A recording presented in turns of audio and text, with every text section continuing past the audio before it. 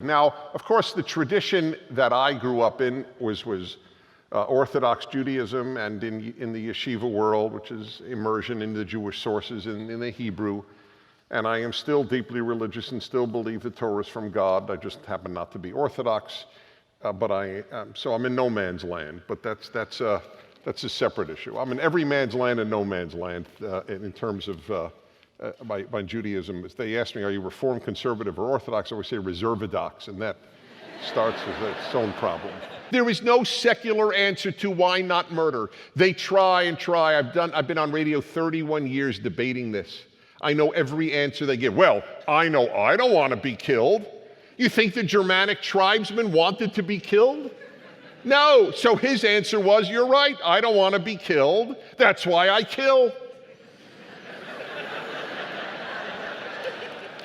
That makes absolute perfect sense. This notion, well, I don't want to be killed, therefore I don't kill, makes no sense whatsoever. Nobody would steal in America. There would be no thievery. I don't want to be stolen from. So what? So what? So I'll make sure I'm not stolen from.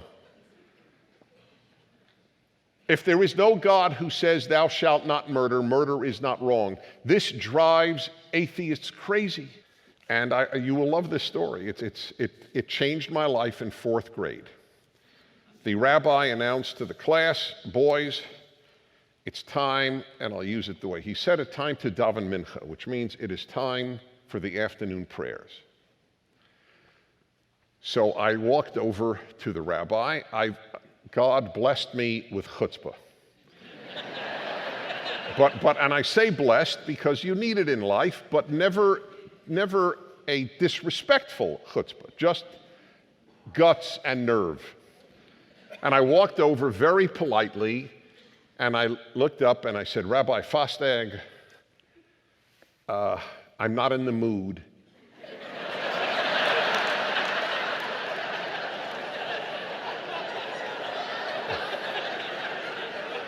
I'm not in the mood to daven mincha. And I tell you, if I could have a video, 5 videos of my childhood, one of them would be Rabbi Fostag's reaction.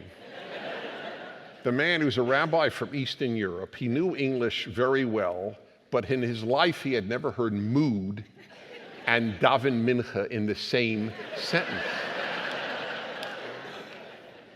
So he thinks and he thinks, and he finally says, he looks up and he goes, Dennis Prager is not in the mood to daven mincha. So what?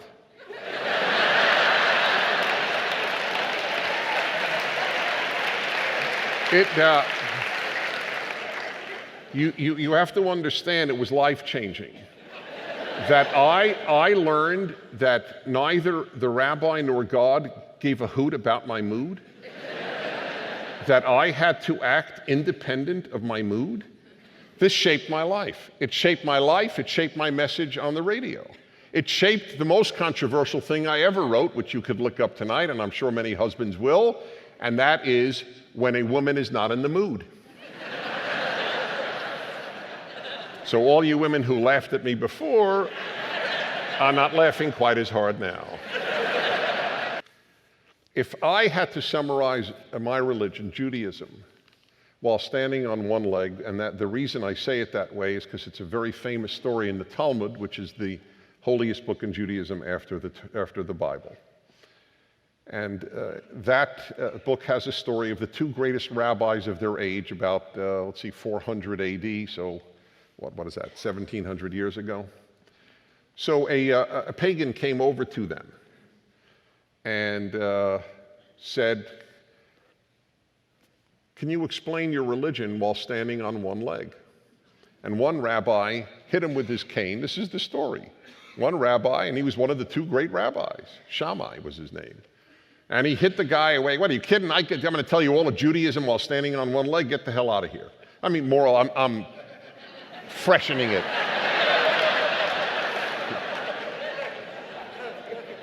And by the way, to the Talmud's credit, they reported this because nobody likes his response. No other rabbi thought this was admirable, but nevertheless, it's recorded. And he went to the other rabbi, Hillel, and he said, oh, that's easy. Yes. Do not do to others what you not want done to yourself. The rest is commentary. Now go and study. That was beautiful. The rest is commentary. In other words, what's everything? Everything is behavior. It is the only sin in the Ten Commandments that God says he will not forgive. He's going to forgive murder, theft, adultery, lying in court. He'll forgive, but not saying, oh my God, what a home run. This is a very, very silly God, in my opinion, and I am convinced God is not silly.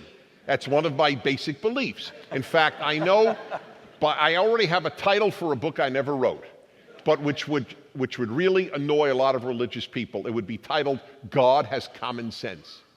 Because religious people often portray him as not having common sense, and in my opinion, that's one of them. God will forgive everything except saying, oh my God, what a great piano recital. You took his name in vain. So it can't be that. It can't possibly be that. So what is the Hebrew? The Hebrew is lo tisa et shem Adonai Elohecha lashav. Do not, it's not take. The Hebrew, and ask anyone who knows Hebrew, is do not carry God's name in vain. Big difference. Totally different. It's been mistranslated. Do not carry God's name in vain is one who murders in the name of God, steals in the name of God, molests children in the name of God. These are the scum of the earth, the worst people on earth. If an atheist commits torture and a religious person commits torture, it's actually worse if a person tortures in the name of God than if an atheist tortures. Because the atheist has done pure evil, but has not ruined the possibility of people taking God seriously.